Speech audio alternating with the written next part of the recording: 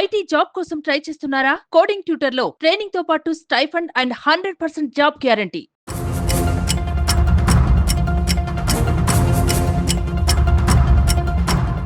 ప్రభుత్వ స్థలాలు భూ కబ్జాలు చేసి అక్రమ నిర్మాణాలు చేసిన వారిపై హైడ్రా ఉక్కుపాదు మోపుతున్న విషయం తెలిసిందే. ఇలా అక్రమ నిర్మాణాలు జరిపితే ఎంతటి వారినైనా వదిలేది లేదని హైడ్రా కమిషనర్ తెలిపారు. తాజాగా మాదాపూర్లో టాలీవుడ్ ప్రముఖ నటుడు నాగార్జునకు చెందిన ఎన్ కన్వెన్షన్ సెంటర్ ను శనివారం ఉదయం హైడ్రా కూల్చివేసింది. దీనిపై నాగార్జున ఎక్స్ వేదికగా స్పందిస్తూ కాస్త ఎమోషనల్ అయ్యారు. ఈ కూల్చివేతలపై ఆయన ఏమన్నారో ఇప్పుడు తెలుసుకుందాం.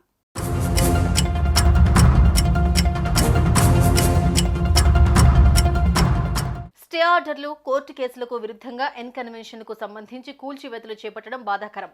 మా ప్రతిష్టను కాపాడడం కోసం, కొన్ని వాస్తవాలను తెలియజేయడం కోసం చట్టాన్ని ఉల్లంఘించేలా మేము ఎటువంటి చర్యలు చేపట్టలేదని నేను భావిస్తున్నాను. ఆ భూమి పట్టాభూమి, ఒక్క అంగుళం ట్యాంక్ ప్లాన్ కూడా ఆక్రమణకు గురి కాలేదు. ప్రైవేట్ స్థలంలో నిర్మించిన భవనం ఇది. కూల్చివేత కోసం గతంలో ఇచ్చిన అక్రమ నోటీసుపై స్టే కూడా మంజూరు చేయబడింది. ఇక స్పష్టంగా చెప్పాలి అంటే కూల్చివేత తప్పుడు సమాచారంతో చట్టవిరుద్ధంగా జరిగింది. ఈ రోజు ఉదయం కూల్చివేతకు ముందు మాకు ఎలాంటి నోటీసు జారీ చేయలేదు.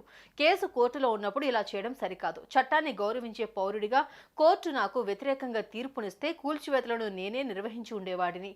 తాజా పరిణామాల వల్ల మేము ఆక్రమణలు చేశామని, తప్పుడు నిర్మాణాలు చేపట్టామని ప్రజలకు తప్పుడు సంకేతాలు వెళ్లేలా అవకాశం ఉంది. ఆ అభిప్రాయాన్ని పోగొట్టాలనేదే మా ప్రధాన ఉద్దేశం.